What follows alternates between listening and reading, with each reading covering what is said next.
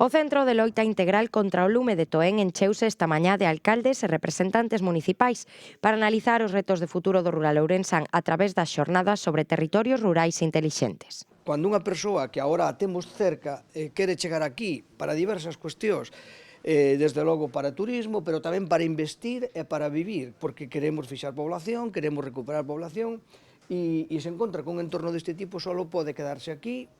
uns días pode quedarse enamorado da súa belleza. Pero despois, se non ten servicios, lóxicamente, se non é un medio viable, un medio acorde cos tempos nos que estamos, esa estancia non sería viable. O promotor destas xornadas puxo como exemplo Toén, porque teñen internet con satélites sen necesidade de agardar pola fibra óptica. Nosotros desde Next Educación lo que hacemos es intentar trasladar la idea que de un territorio rural, donde yo mismo he nacido, o el que estamos ahí, yo he nacido en la provincia de Huesca,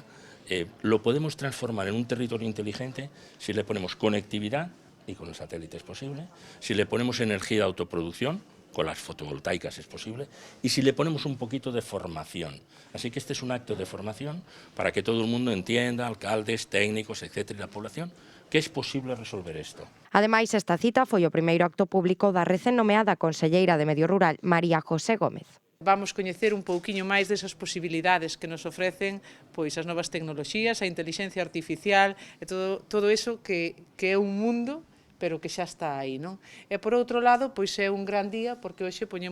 inauguramos, non, este centro de formación na Gran Loita que se vai a comenzar xa,